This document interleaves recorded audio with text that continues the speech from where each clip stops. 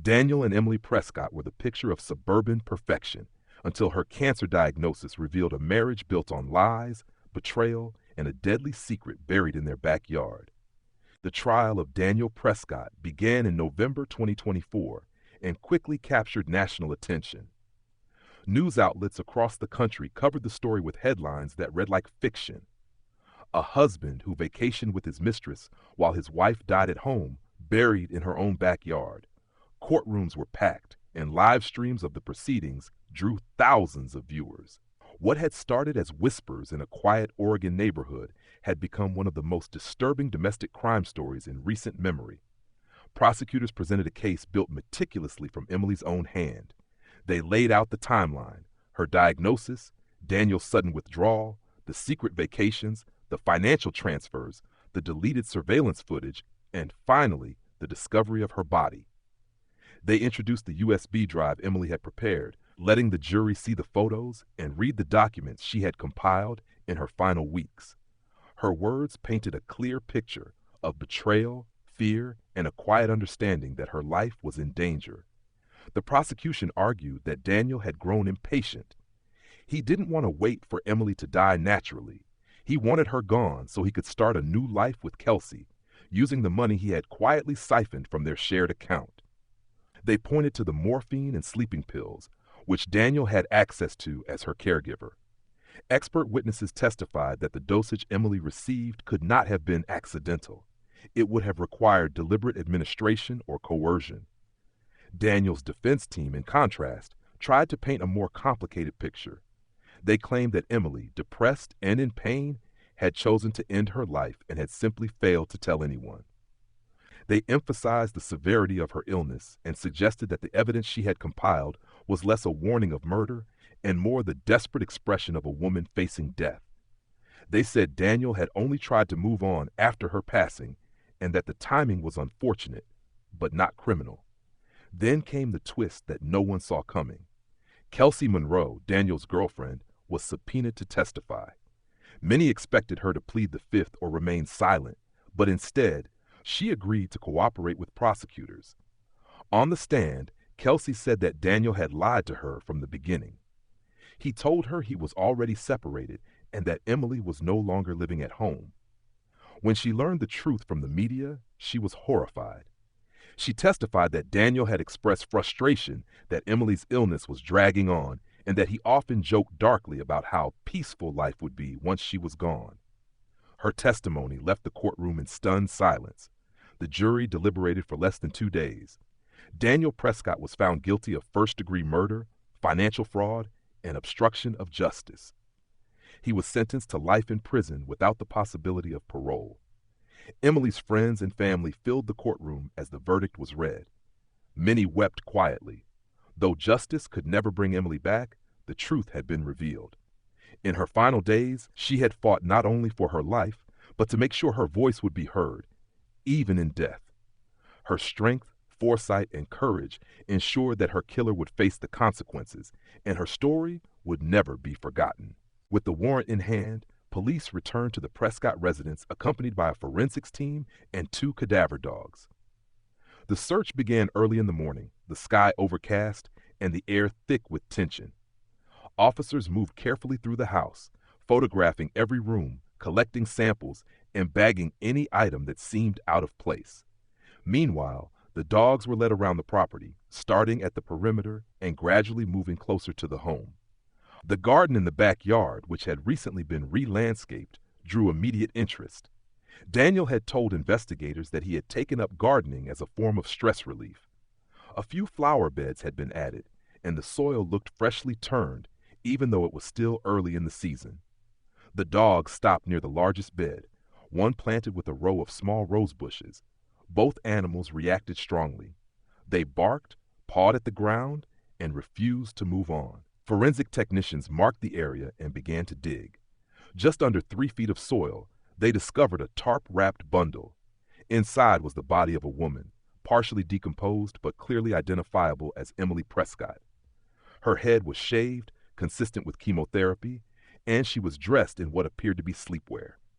A bottle of morphine tablets and an empty prescription sleeping pill container were found buried nearby.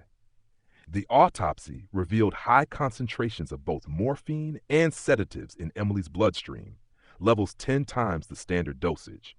Her cause of death was determined to be an overdose, but the medical examiner could not definitively say whether it had been self-administered. What raised even more suspicion was the timing. The estimated date of death was just days after Daniel had last posted a vacation photo on his private social media account, tagging a luxury resort in the Maldives. With the body recovered, investigators shifted focus to Daniel's digital life. They seized his phone, laptop, and a home computer. In the days following Emily's death, Daniel had wiped and reinstalled his operating system, but he wasn't thorough. The hard drive contained a series of emails between him and Kelsey Monroe. One message, never sent but saved in drafts, said, "It's almost over. She doesn't have much time left. I'm tired of pretending. We can start fresh once everything's behind us." There were also records of large financial transfers. In the weeks leading up to Emily's disappearance, Daniel had moved nearly $200,000 from their joint savings account into an overseas bank registered under a false business name. He had made inquiries about real estate in Costa Rica and requested visa information from a travel agency. But the most damning evidence came from a single USB drive labeled "If Something Happens to Me," found inside a locked jewelry box in Emily's closet. It contained files she had compiled, screenshots of Daniel's travels, reports from the private investigator, and a typed letter explaining her fears. In it, she wrote that she no longer trusted her husband, that she believed he was waiting for her to die, or worse, would make sure she did. With overwhelming evidence of deception, financial fraud, and a deeply suspicious death, authorities arrested Daniel Prescott for the murder of his wife. The case now moved from a missing persons investigation to a full-fledged homicide trial. As winter turned to spring, Emily's presence in the neighborhood began to fade. The once regular walks with her dog stopped. Her classroom at the local school remained empty. Friends and colleagues who hadn't heard from her in weeks began to grow concerned. Messages went unanswered, and phone calls went straight to voicemail. Some assumed the worst about her health, imagining she was hospitalized or too weak to reply. Others, however, couldn't shake the feeling that something was off. Marianne, Emily's older sister, had visited regularly throughout the fall and winter, offering support and helping with errands. But in early March, all contact from Emily suddenly ceased. No texts, no updates. When Marianne called Daniel, he was strangely calm and dismissive. He told her Emily had checked herself into a private cancer treatment retreat that specialized in holistic therapies and strict no-contact policies. He didn't say where the facility was or give any paperwork to confirm the story. He claimed Emily needed complete rest and isolation. Marianne found this explanation odd. Emily had never mentioned any interest in alternative treatment plans, and it wasn't like her to cut herself off without a word. But Daniel insisted she was safe, that she had made the decision herself, and that she wanted privacy. Still, Marianne couldn't shake her unease. She started calling every cancer center and retreat in the Pacific Northwest. No one had any record of an Emily Prescott under any name. Some places didn't even exist. Frustrated and alarmed, she drove to Emily's home unannounced. Daniel was there, acting surprised but cordial. He repeated the same story, even showing her an empty guest bedroom that he claimed Emily had been using before she left. But something felt wrong. The house didn't feel lived in. Emily's medications were still lined up on the bathroom counter, untouched. Her reading glasses were on the nightstand. Her phone charger was still plugged in. Her car sat in the driveway, gathering pollen. It didn't look like someone who had packed up and left. It looked like someone had vanished. Marianne went to the police that afternoon and filed a missing persons report. Officers conducted a wellness check that evening. Daniel stuck to his story, but offered no new information.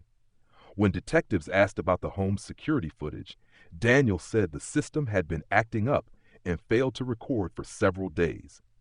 Technicians later confirmed that multiple days of footage had been manually deleted from the home's hard drive. Daniel said he didn't know how that could have happened. Investigators began to dig deeper. They interviewed neighbors, one of whom mentioned seeing Daniel digging in the backyard around the time Emily supposedly left for treatment. Another said they hadn't seen Emily in over a month, but the dogs were still occasionally let outside, appearing skittish and alone. The house, once a warm and welcoming place, now felt heavy with silence. Police secured a warrant to search the property more thoroughly. What they would discover buried beneath the recently turned soil would send shockwaves through the quiet suburb and bring the truth about Emily Prescott's disappearance to light. Emily knew that confronting Daniel directly could backfire. She was physically weakened by her treatment and emotionally drained. But something inside her had shifted. The betrayal she uncovered through those photos opened a wound far deeper than her illness ever could. Still, she kept calm on the surface. She continued with her daily routines, attended her doctor appointments, and responded to texts from concerned friends as if nothing had changed. But behind the scenes, she was putting a plan into motion. Emily contacted a private investigator named Carla Benton. Carla had experience handling infidelity cases discreetly and came highly recommended by one of Emily's former students. Emily gave her everything: access to the iCloud photos, flight confirmations Daniel had carelessly left in their email inbox, and credit card transactions that didn't line up with the explanations he had given her. There were receipts from luxury hotels in Tulum, Santorini, and the Amalfi Coast. Expensive dinners, boutique shopping trips, spa packages, all billed to their joint account. Every dollar he spent on his affair came directly from the savings they'd set aside for medical expenses. Over the next few weeks, Carla's findings confirmed what Emily had feared. Daniel wasn't working late. He wasn't even in the state most of the time. He had taken a leave of absence from his firm, citing stress over Emily's condition. In reality, he was traveling with a woman named Kelsey Monroe, a 29-year-old yoga instructor he had met at a corporate retreat in Los Angeles. Kelsey had a large social media following and frequently posted photos of her wellness lifestyle. She was tagging exotic locations that matched the dates and destinations on Daniel's travel itinerary.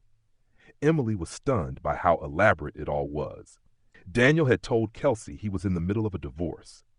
He claimed his wife was emotionally abusive and that he had stayed only to settle financial matters before leaving. He presented himself as a victim, a man trapped in a loveless marriage who had finally found peace and happiness. What he didn't mention was that his abusive wife was battling for her life. Emily began documenting everything. She saved screenshots, filed away copies of Carla's reports, and made backups on a USB drive, which she stored in a locked box. She even wrote out a detailed account of her suspicions, including the emotional manipulation she had endured. Her writing was calm, focused, and precise. It was as if she was preparing her own testimony, not for the court of public opinion, but for law enforcement. She also began to revise her will quietly, making changes to ensure that her assets wouldn't pass directly to Daniel. She appointed her sister Marianne as the executor of her estate. Emily didn't tell anyone about the changes, not even Marianne. She wanted everything to be in place, just in case. Though she still hoped for recovery, a darker thought had taken root. If Daniel was willing to betray her so completely, what else might he be willing to do? Her greatest fear wasn't that he would leave her. It was that he wouldn't wait for her to die. Daniel and Emily Prescott lived in a quiet suburb just outside Portland, Oregon, where the streets were lined with tall fir trees, and families waved to each other from freshly mowed lawns. To everyone who knew them, they seemed like the couple who had it all. They'd been married for 2 decades, had 2 golden retrievers named Max and Luna, and regularly hosted cozy dinner parties for their neighbors. Daniel, a polished and charismatic financial advisor, was well respected in his field and often spoke at local business seminars. Emily, a gentle and creative spirit, taught art at the nearby middle school and was beloved by her students. People often said their relationship seemed unshakable, a partnership built on trust, stability, and shared values. But in the fall of 2022, everything changed. Emily was diagnosed with stage 3 breast cancer. It was sudden and devastating. Within weeks, she began chemotherapy. The treatment took a visible toll on her body. She lost her long brown hair and struggled with nausea and fatigue. Her skin grew pale, and her once bright eyes seemed dimmer. Still, she fought with quiet determination, continuing to teach part-time when she could and making time for her family and friends. Emily never complained. She said she didn't have the energy for bitterness, only survival. At first, Daniel seemed supportive. He took her to appointments, brought home flowers, and made small gestures that showed he cared. But that support didn't last long. Slowly, he began missing appointments, citing work emergencies or client meetings that ran late. He stopped asking about her progress, rarely checked in about her medication, and often acted irritated by the side effects she experienced. Emily's friends began to notice his absence. When asked, she would brush it off, saying he was just overwhelmed or stressed from work.